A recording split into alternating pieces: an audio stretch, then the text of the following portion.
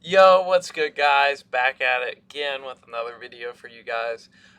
This is going to be somewhat of a multi-purpose video that should wrap up the tier list, right? This video should wrap up the tier list. It should show you what lineup I'm rocking right now and show you what your lineup should look like if you're trying to be competitive, if you want a meta or a comp team, however you want to phrase it. Uh, this is what I think a comp team should look like at this point. This would be the players I'd be considering if I was playing in like an ESL tournament for a couple $100,000, something like that. This would be the teams that I would be working with. And if you enjoy the content, feel free to like it. Feel free to subscribe. It did take a while to set up. You'll see in a second. Let's get into it. So, you see, here we are. First set of players is kind of spoiled. But this is not a bad lineup. It's not really how I did it. I didn't do like multiple lineups. What you're seeing is the third best player at each of these positions, in my opinion. If I was running a game for money, I would be fine with having this lineup out there. And that's what this is. This is the third best player at each position.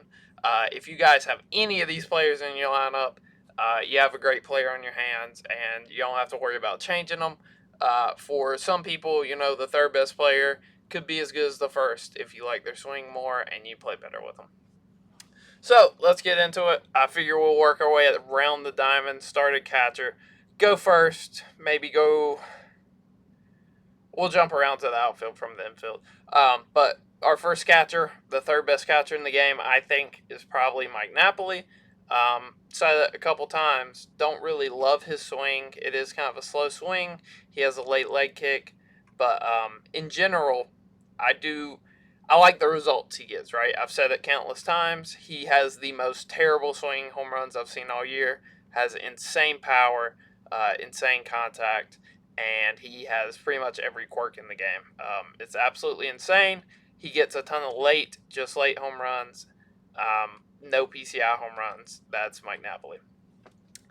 Um, let's just go by position. We'll go by position. Let's audible. So, second catcher, second best. Carlos Santana monthly card. About to expire. I did overlook him in one of my other tier lists. He probably should have been in there over like Real Muto. But I couldn't think of too many catchers at the time, and usually when I'm looking for cards, I go from 99 down in overall, so I probably didn't get to 95, because let's be honest, most 95 overall cards are pretty bad. But this Santana is statted in the right way to where he's not bad. He's a switch hitter at catcher. Doesn't play great defense, but I've said it before, defense doesn't really matter at catcher. If you know how to work from the mound and hold base runners and not just let your opponent run rampant on the bases, you don't need a great catcher. But Santana's perfect, high clutch, high contact, plays those higher difficulties really well. I had a lot of success with him, but then they had to come out with this guy. Joe Mauer is my starting catcher at the moment. He is probably like the third, fourth best hitter in the game. Has maxed out defense at catcher.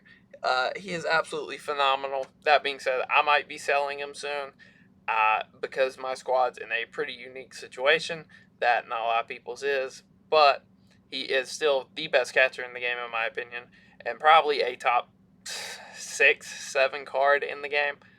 He is phenomenal. So, moving to first base, I think Frank's probably the third best first baseman in the game. Has really good stats, has a pretty decent swing. It's basically the same as last year.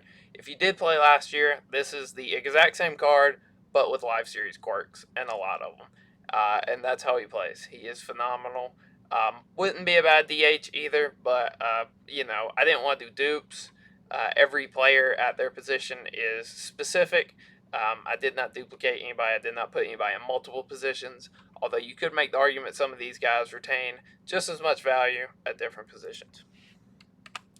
Musial. I went with Musial as the second best first baseman in the game, just because of familiarity, right? Most people are used to using Babe Ruth. He's basically Babe Ruth. So I think for that reason, most people will be comfortable with him. They will play well with him. They will be ready for that left-handed spot in the lineup to be their first baseman. Musial slots in perfectly going into the next season. He is basically Babe Ruth. Might have a better swing. That being said, best first baseman in the game, still Babe Ruth. Absolutely phenomenal card. Hits nothing but home runs. He is phenomenal. If you did not pick him, I feel kind of sorry for you, but it is a little late to go back and do that now. So we'll wrap the right side of the infield up with second base, Soriano. Bad swing, great defense, great all-around player. Leave it at that. Polanco. This is a card that I did overlook. I did not make it down to 97 overalls. He is phenomenal, right? I should have known that from the finest card from last year. He's always good, always has a good swing. His golds are always good in BR. He has dead red.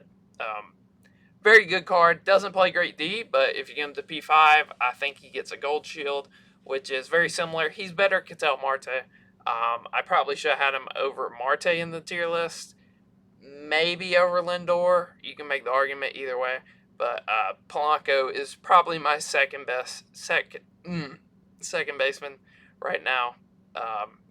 There's some shortstops that can move over, but primary second base, I think he's the second best. And then who I'm running at second base in my lineup is Corey Seager. He has been phenomenal for me. He is a core card. He's going to be there for a while, so that has some value to me. But his swing is just butter. He's absolutely phenomenal. He gets the Ripken boost, which is the arrows that you're seeing. I run the Ripken boost, so that is a plus for me, but it does not make a huge deal. He plays a very good defensive second base for me, way better than I thought he would. And he swings the bat.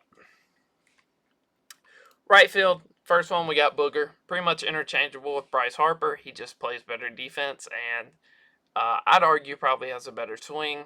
Larry Walker cards are always phenomenal. He's great, just a little bit slow, right? Just a little bit slow. Won't get to some of those foul balls that drop, lead to a home run on the next pitch. So I can't put him higher than that, but his bat is good. Would not be a bad DH either. I really do like Larry Walker. Aaron Judge, I get a lot of crap for this, but I think Aaron Judge is a great right fielder. He is not the fastest, but he has great reaction and max out arm strength. And his swing is so much better than previous years. I don't know what people are talking about. It's not a slow swing. I don't know if you're not using leg kicks or what, but it is a beautiful butter swing. There's this myth that goes around that it's hard to bat with tall batters. Not really. Your PCI adjusts to how tall your batter is. So if you have a short batter, you have a smaller PCI. If you have a taller batter, you have a bigger PCI. It's more so just an illusion. If you can get over it, Judge is phenomenal. My pick for the best right fielder in the game right now, Hank Aaron, right? I mean, is it really debatable? I had King Griffey in right field for a long time. I think he is still arguably one of the better right fielders in the game, but I think he's better suited in a different position. So for me, it's Hank Aaron. Have loved this card so far. Just got him. He was my last pick. Probably wish I'd picked him over somebody else on this list, but he has been good when I have used him. Center field, Sammy Sosa, right? A little bit slow at this point in the year. If you're still using him, I'm assuming you have some parallels on him. He's not 84 speed. He's probably 87, 88. Has phenomenal reactions and good arm strength. I have seen him play a good center field. I do not think this is the best spot for him, but I would rather use Larry Walker and Aaron Judge in right field over him. Second best center fielder in the game, I think it's King Griffey Jr. Has pretty much max out reactions, 92, 93 speed, depending on what parallels you have him at. Good arm strength, and his swing is amazing. Gets the cover athlete boost. He is pretty much maxed against lefties with the cover athlete boost. He is absolutely phenomenal, and I absolutely love this Griffey card. It pains me that I sold him because I knew his price would tank because people would freak out about set 1 expiring. Best center fielder in the game. Is it really a debate? I don't think so. It's definitely Mickey Mantle. Mickey is phenomenal, has the most range out of any center fielder, has an insane arm, throws a lot of runners out, and that's not to mention the pretty much max hitting stats. He is phenomenal, even if his swing necessarily isn't. He is a switch hitter, so that more than makes up for having a mediocre swing. Left field, Matt Holliday. Kind of a defensive liability. Not as bad as you would think he is out there, but in general would be better served as a first baseman or DH, but I wanted to fit those other guys in there, and there wasn't really too many other outfielders I was considering to be on the best team in the game. So I think Matt Holliday in his primary left field is not a bad option. Absolutely like max out contact, max out clutch, serviceable power, good quirks, and really not bad speed. So Matt Holliday is a solid card. A lot of people have been liking him. My second pick, as much as it pains me to do, is Tatis. He's just too well statted. If you can get used to the swing, it's pretty bad. But if you can somehow get used to it, he is blazing fast and has decent reactions in the outfield. Does get the cover athlete boost, so you can get him to a diamond shield even in his secondary. The defense isn't the problem, right? I use this card forever. He made a lot of amazing plays for me. Probably has the play of the year for me so far this year. But the swing's bad. The swing is bad. If you can get around it, he is a very good option. He is extremely expensive still, I believe, at least $200K. So is he worth that? Probably not. My pick, best left fielder in the game right now, Mike Trout. It's Mike Trout, right? Do you need to say anything else? Andy gets the Ripken boost, so my Mike Trout is especially juiced. Has probably been my best hitter all year, other than one other guy. Love Mike Trout. Not much else to say about that. It's a shame he's expiring. Hopefully we get one in set 3, maybe an All-Star 99 overall. Probably not, though. We're probably going to be waiting another season or so before we see one. Might be the end of the year, as scary as that sounds. Because I'm going to miss Mike Trout a lot. Shortstop. My third pick was Trey Turner. I think his swing is phenomenal. He has done so much damage to me this year. A card I will not be sad to see go. Has really good stats, just lacks a little bit of power. But with his swing and the quirks, he plays like he has way more power. Basically max against lefties in a meta where Randy Johnson is the pitcher that you see every other game. He is valuable. My second pick for shortstop, Brandon Crawford. Basically the identical twin of Corey Seager. I just put one at short and one at second. Crawford has a money swing, max out clutch, I believe. Good power, less speed than Seager, but he makes up for it with his defense. He is very solid. And my pick for the best shortstop in the game, it's David Wright. It's David Wright. Plays diamond defense, has a pretty good swing. I think it's kind of like Jeter's, but it's a little worse than Jeter's, I think, in my opinion. But the stats are there. Plays great defense. They juiced his speed. I don't think David Wright was ever deserving of, like, I think 94, 95 speed, super fractured, something like that. He is quick, and he plays a great short. Third base, my third option at third base would be this Josh Donaldson. Gets the cover athlete boost if you are using it. Makes him maxed out against lefties. Gives him max out clutch. Or I think he already has max clutch. Definitely gives him diamond defense without any parallels. So that is really good. His swing is phenomenal. I love this card. It pains me that he is not in the starting lineup anymore. He was insanely good for me. Number 2 at third base. Oh, we got a little bit of a graphics glitch. How is that even happening? Oh, okay, I know what it is. We'll address it when we get there. But Correa is my number 2 at third base. I think he is phenomenal. Has max clutch. A lot of people love his swing. I've not personally used the card, but at shortstop or third base, you can't go wrong. I think he has a little more value at third base considering who is available to play shortstop. But he is phenomenal at third base and at short. So, number 1 is not going to be David Wright. That was a little bit of a glitch for me setting it up. It is everybody's favorite card in the game, Chipper Jones. This is who I alluded to earlier when I was talking about Mike Trout as being my best hitter.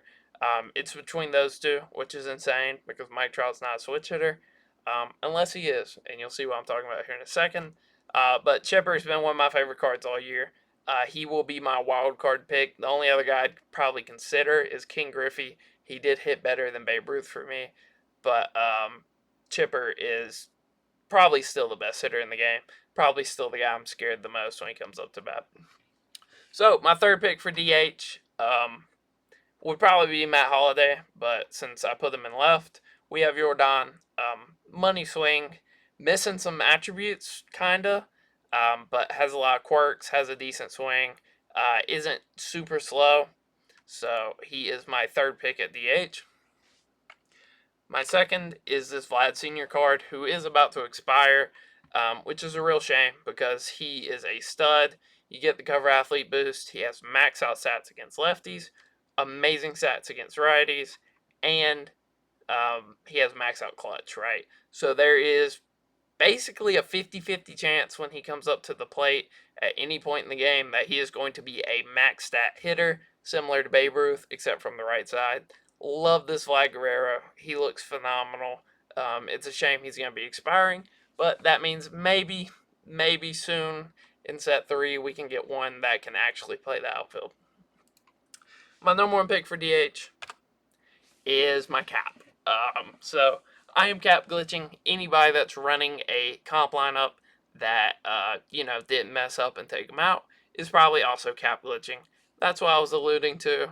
He has Mike Trout swing. He's a switch hitter. He has max stats on everything. And this is why I will probably be selling Joe Mauer. I'll probably be DHing somebody else and just selling Mauer because my cap can play catcher. And he's just faster, Joe Mauer, except he's also a switch hitter. Me personally, I don't like having too many lefties in my lineup. You can see right now I have 3, which isn't too bad, but I'd like for that number to be 2, just because of Randy Johnson. I'm significantly more comfortable righty-righty than lefty-lefty. All right, and now we will switch over to the pitching, which I did not set up a graphic for. Just because I don't think there's that many options. In the bullpen, there is. In the starting rotation, I think the best 5 in the game is pretty cut and dry. So for me, it goes Randy, Pedro, and then you can debate between Verlander and Roki. For me, I feel probably more comfortable with Roki. So my 4th spot would be Verlander, and then my 5 would be either Ohtani or Nolan Ryan. And really, I don't think there's too much debate there. Maybe you can fit the new Sandy in if you like Sandy over Verlander or Nolan Ryan or Shohei. But for me, that's the best 5 starters in the game right now. This is my bullpen. I do not pitch my cap, but he does have to be there for the glitch to work. Felix, weird release point. Gagne, good to mess with hitters. Other guys I'd maybe consider is this Kimbrel, Devin Williams, Rob Nin, Evan Phillips, Alvarado solid. Barlow isn't too bad. Cano isn't awful. Lee Smith isn't terrible. Billy Wagner's not bad. And then that's about it. I wouldn't really consider any of these other guys. Maybe Yohan Duran. Gossage, nasty. Control problems, but nasty. Loop, best lefty specialist in the game. Kinley, I think the best reliever in the game right now. Aroldis, probably second best lefty specialist, but a lefty that can pitch to righties, which is a valuable commodity. And Mo, who's just solid. If Mo comes in and gives up more than 2 runs in an inning, you're surprised.